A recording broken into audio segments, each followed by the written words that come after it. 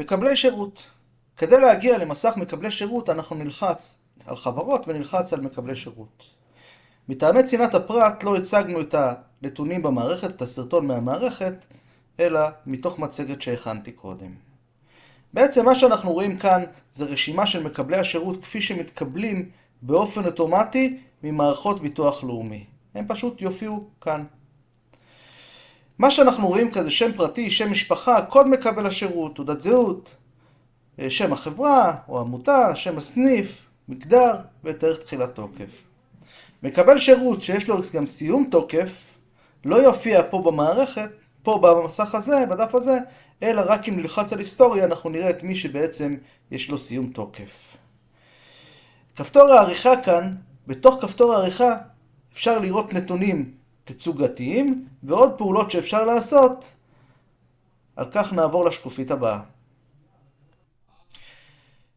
השקופית הזו והשקופית הבאה אחריה זה בעצם דף אחד שגוללים אותו, מטעמי מקום זה פוצל לשתי שקופיות. אנחנו נראה פה את הנתונים הבסיסיים שאני הסתרתי אותם, כדי שלא נראה נתוני אמת. בעצם רואים שם מקבל השירות, שם משפחה, קוד מקבל השירות שזה תעודת זהות, שם החברה או העמותה כמובן, וכל מה שאנחנו רואים פה, אלו נתונים אי אפשר לגעת בהם. עיר, זאת אומרת כתובת, רואים אם יש טלפון וכן הלאה, וכמה שעות הזכאות השבועיות שמוגדר, ויש בעצם זכאות למקבל שירות הזה.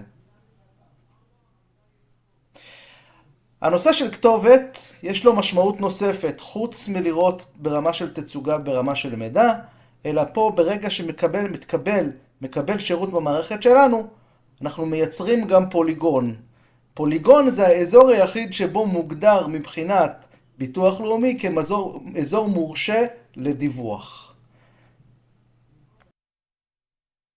בהמשך הדף אנחנו נראה פה עוד שתי מקומות כדי להזין פוליגונים נוספים, כתובות נוספות.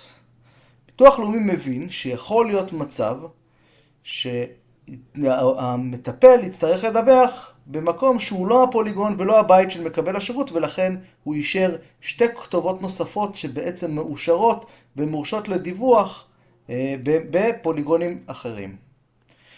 שיוך עובד. שיוך עובד זה בעצם האפשרות לעשות חיבור בין מקבל השירות לנותן השירות. כדי שנותן השירות כשהוא מגיע לבית מקבל השירות, הוא פותח את האפליקציה והוא רוצה לראות את מקבל השירות שעליו הוא מבצע דיווח.